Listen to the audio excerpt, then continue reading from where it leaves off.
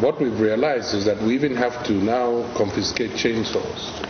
We have 80 chainsaws that we have confiscated, because now that's the instrument they use to fell the trees. We have challenges with getting the staff of the Forestry Commission to be fully alive to their responsibilities. And that is why there's even a task force. The rate of depletion of the forest since we put in the task force has decreased substantially. These forests have value for Cross River State. In fact, as a matter of fact, the UN just gave us $4 million just towards getting ready for what they call red readiness. That is what they call reduced emissions from degradation and deforestation. Red. Now, once you're red ready, we become a country or a state that can get carbon credits. The forest can be our own oil. And there's a need for everyone to understand it and to appreciate it. And that is why we instituted the ban.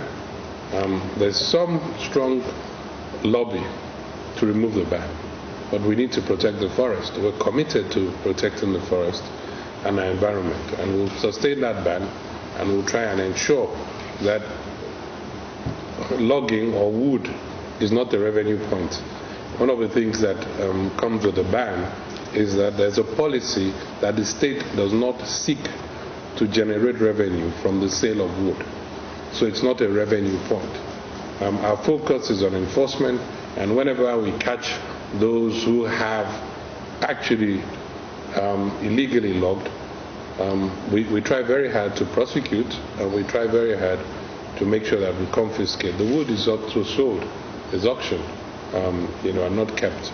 But it's a big challenge, and you can play your part, Moses, in making sure that we maintain and enforce the ban on logging. Thank you very much, Excellency. Now the next question. Sir, please, can't your government come to the assistance of the people of Atumbo Close in Akom village behind Navy Barracks? We have not had electricity for the past 2 months. Anonymous.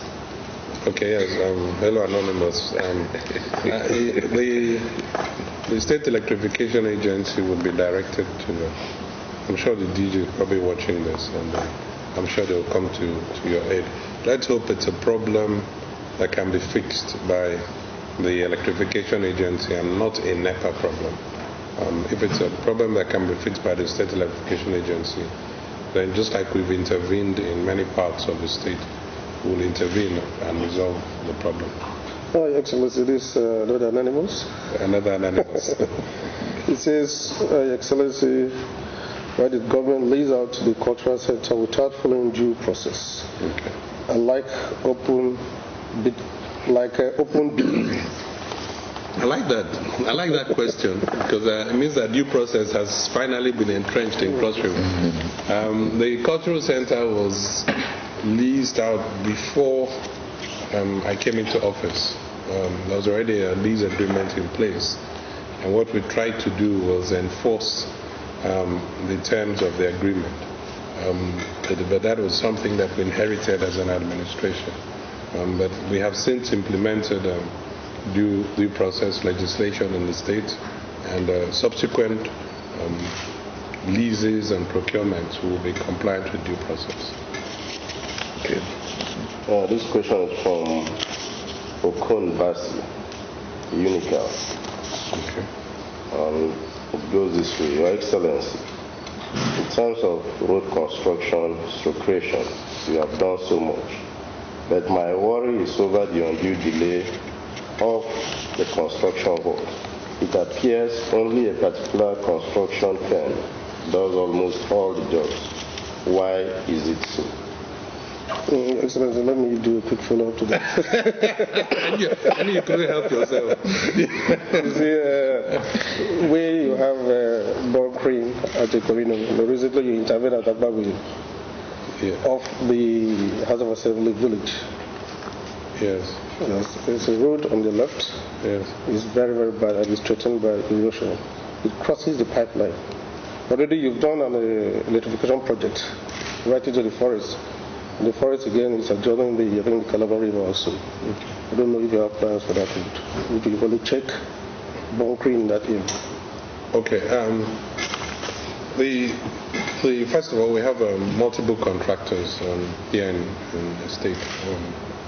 We have Zenith Construction, we have CC, we have Emamed, we have Sematech, we have several contractors who are working on various road projects. Most of them quite competent. So we try not to overburden any particular contractor with work.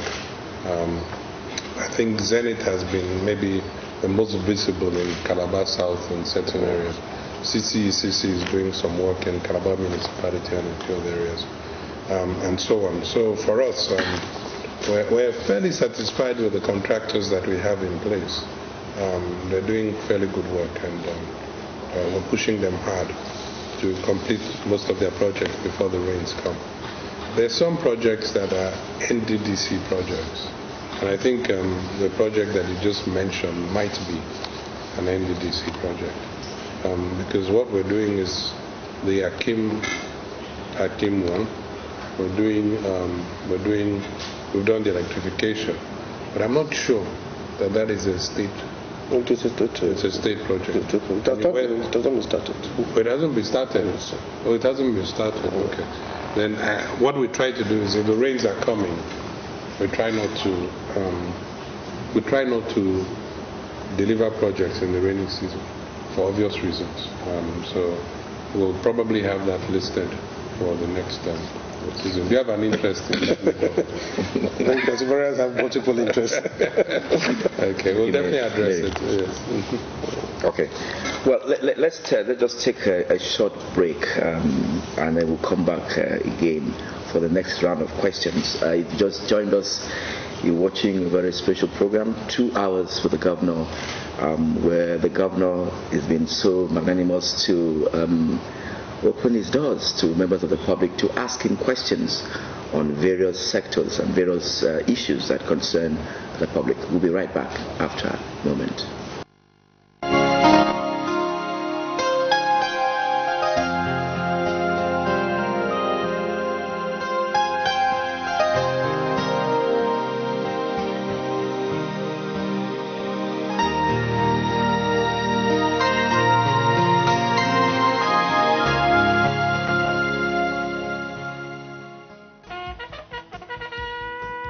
Security has become a worldwide challenge that cannot be ignored or overemphasized.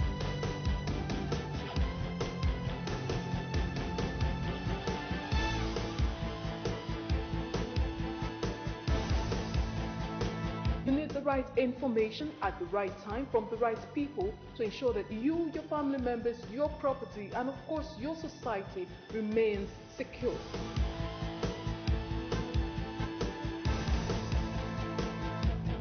World Security Alert every Thursday. It is educative, it is informative, and of course it is incisive. Security Alert every Thursday.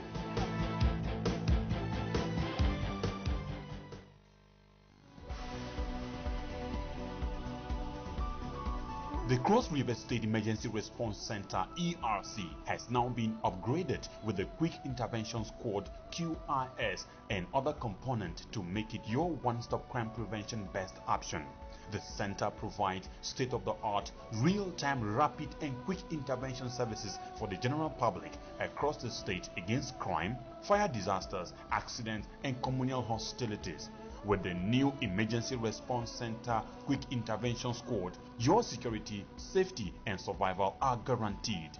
Crime does not pay. Let us make crime prevention our collective responsibility. In case of any security breach, call State Security Advisor 0816 904 1322. Commissioner of Police 0808 176 2028.